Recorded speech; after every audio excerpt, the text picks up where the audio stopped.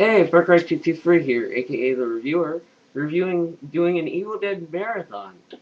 First review up, The Evil Dead, or Evil Dead. This is a 1981 horror movie that was made by Sam Raimi, the director of Evil Dead 2 and 3. And this movie, I've watched it, it's really good.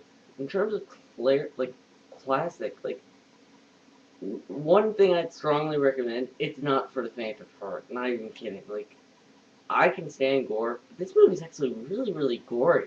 But it's really good to see how Sam Raimi was just testing to see what would be cool for Evil Dead 2 in Army of Darkness. Um, I went into watching Evil Dead with a high expectation because I knew Bruce Campbell, Sam Raimi, that's pretty much a recipe for awesome.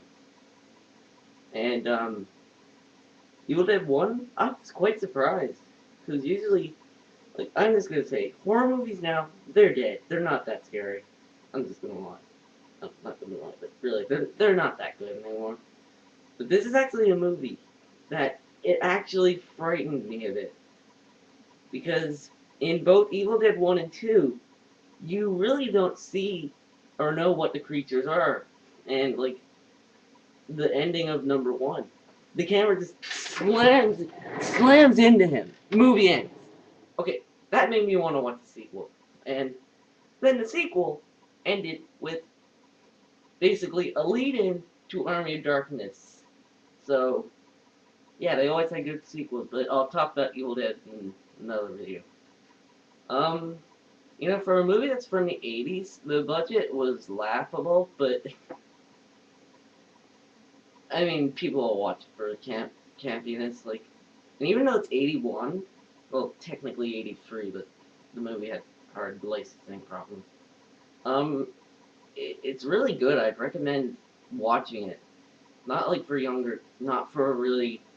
It's not for people who don't like gore, but if you want cheesy horror film, watch it. It's funny as hell. And the last 5 minutes, for me personally, that was when the movie actually started becoming really funny because you were seeing how Ash was trying to destroy the Necronomicon, and I was going, okay, come on, destroy it. They're not gonna kill him. And then it's first it's okay, he's not gonna die. And then when he finally gets it in, it starts going stop motion for the last last few minutes of the movie.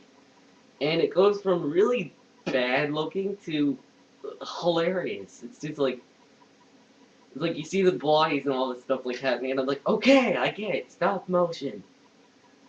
Surprisingly though, the movie, I mean, reminded me a bit of Alan Wake in the way that possessed things trying to kill you. And yeah. So that was my review of Evil Dead.